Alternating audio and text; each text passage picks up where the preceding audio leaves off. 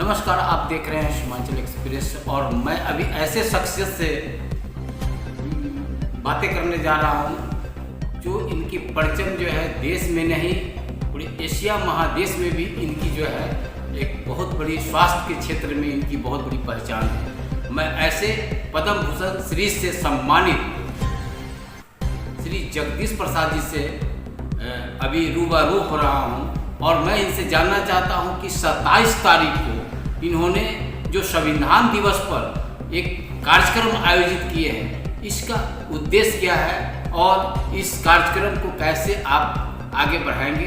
आप सबसे पहले मैं आपको चैनल में सर आपकी इसके लिए धन्यवाद करता हूं सर कि आप मेरे चैनल पे आए और मैं जानना चाहता हूं सर कि आप जो है 27 नवंबर को जो आप संविधान दिवस पर जो आपका जो संविधान दिवस पर कार्यक्रम हो रहा है उस पर आपसे जानकारी लेना चाहते हैं। क्या धन्यवाद प्रदीप जी।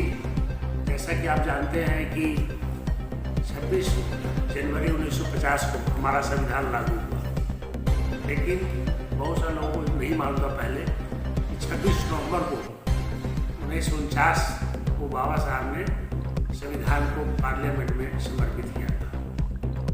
तो जो 26 जनवरी का रिपब्लिक लोकतांत्रिक समाज और देश हमारा बना, उसकी सारी बातें 26 नवंबर में लिखी थी। इसी कारण इसका जो महत्व है ज़्यादा बढ़ता है।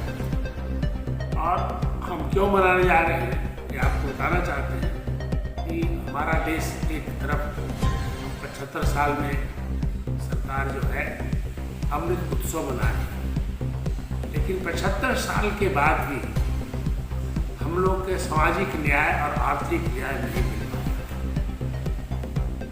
जो कि संविधान देते समय इसी 26 नवंबर 1949 को बाबा साहब ने कहा था कि 26 जनवरी से आप लोग को राजनीतिक अधिकार तो मिल जाएगा, लेकिन राजनीतिक सामाजिक और आर्थिक समता के लिए संवैधानिक रूप से अगर सरकार ने काम नहीं किया तो सामाजिक आर्थिक और न्यायिक न्याय नहीं मिल पाएगा।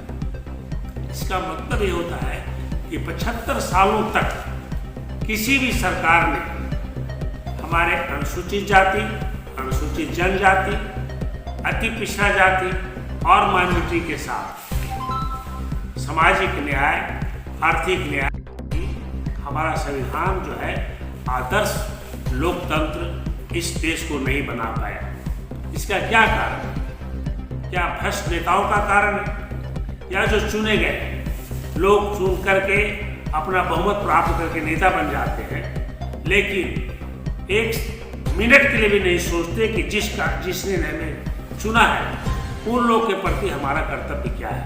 सर, आपके पास में संविधान के अनुकूल आपको उस तरह से जनप्रतिनिधि को भी दिया गया है, तो क्या आपकी जनप्रतिनिधि के द्वारा क्या समाज के जो भी मुख्यधारा में है उनको कार्य नहीं मिल पाती है?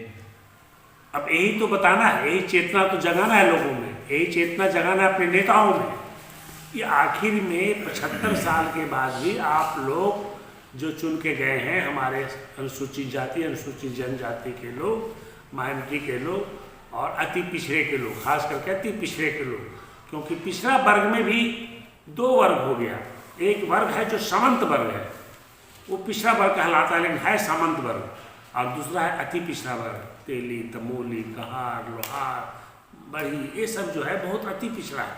उसकी स्थिति वही है जो शेड्यूल कास्ट का है और जो माइनॉरिटी का है, जो शेड्यूल ट्राइब का है। तो आखिर में ये बातें क्यों हो पाई?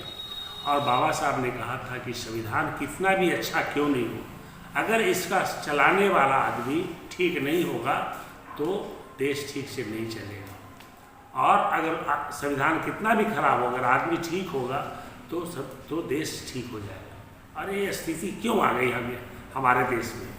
और अगर हमारे देश में हम लोगों को भी बताना चाहते हैं और आपके माध्यम से संविधान दिवस के माध्यम से बताना चाहते हैं कि जब तक जनसंख्या के अनुसार भागीदारी नहीं होगी तब तक आर्थिक समता नहीं आ पाएगा, और आर्थिक समता के पहले हमें सामाजिक समता लानी होगी। दोनों जो है आर्थिक क्षमता और सामाजिक क्षमता, ये दोनों भाई बहन एक दूसरे का पूरक है।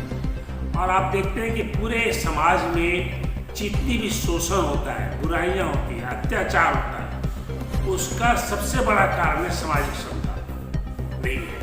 और जिस दिन अगर आर्थिक क्षमता प्राप्त कर लेंगे तो सामाजिक क्षमता भी आपको मिल जाएगी। जैसे कि मैं बताना चाहता हूँ बाबू जगजीवन राम शेड्यूल कास्ट के थे, लेकिन पंडित लोग, बड़े बड़े पंडित लोग उनको आके पैर छूटा दिए, एक सामाजिक क्षमता उनको मिली।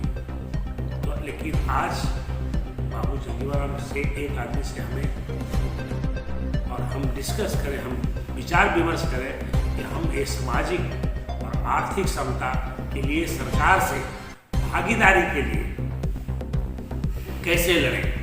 और आर्थिक क्षमता तभी आएगा जब हम लोग शिक्षित होंगे। तो हमें शिक्षा पर ज़्यादा जोर देना है और भागीदारी पर, इन्हीं बातों पर चर्चा करें। 27 तारीख को सर आप विशेष तौर से उसमें आप क्या करना चाहते हैं, या सरकार को क्या मांग करना चाहते हैं, या समाज को किस दिशा निर्देश मिल जाना चाहते हैं? समाज को दो चीज़ देना चाहते हैं, शिक्षित हो जाओ, अच्छी शिक्षा प्राप्त करो। सरकार को करना चाहते हैं कि सरकार सबों को शिक्षा बराबर हो। हमारे बच्चों को तुम सरकारी स्कूल में पढ़ाते हो और फिर कहते हो कि बड़े धनवान के बच्चे जो पब्लिक स्कूल पढ़ रहे हैं उनके साथ कंपटीशन में बैठ कर कम्पीट कर, ये कहाँ का न्याय है? खुद सोचो। मैं चाहता हूँ सरकार को कि खुद सोचे कि कहाँ का न्याय है कि एक आदमी कार से जा रहा है और एक आदमी पैदल से जा रहा है। कार वाला पहले पहुँचेगा कि पैदल वाला पहले पहुँचेगा? ये सरकार को बताना चाहता हूँ। तो शिक्षा में सुधार करें। दूसरा, आज बिहार में इस संविधान दिवस हम बिहार में क्यों मना रहे हैं?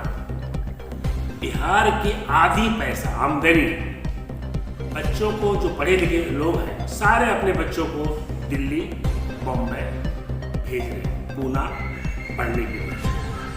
और गरीब के बच्चे या तो सरकारी स्कूल में पढ़ते हैं और सरकारी या नहीं पढ़ पाते तो उसको पढ़ाई छोड़ देते हैं। तो आधी पैसा सरकार का वही जाता है।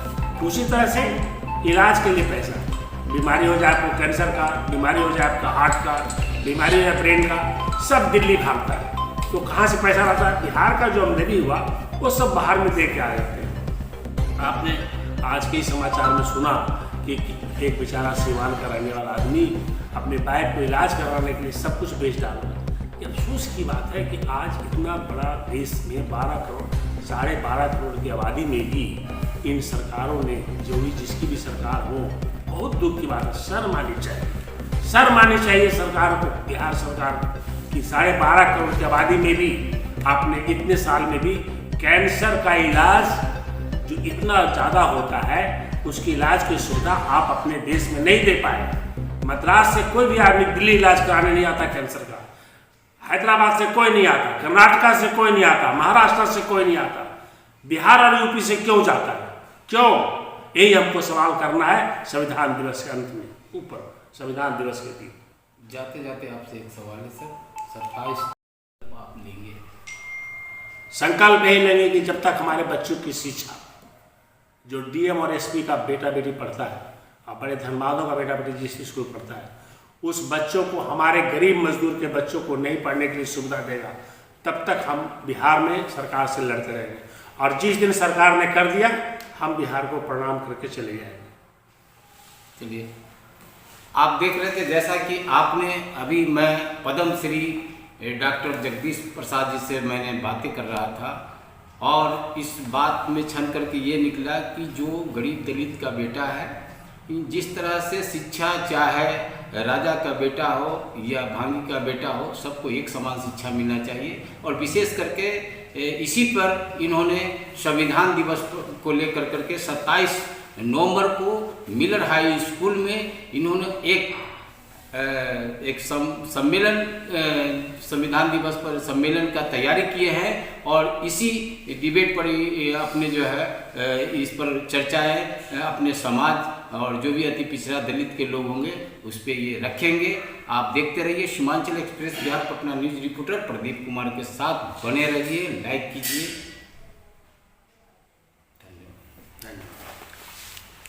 हमसे जुड़े रहने के लिए हमारे YouTube चैनल को सब्सक्राइब करें और नई वीडियो की नोटिफिकेशन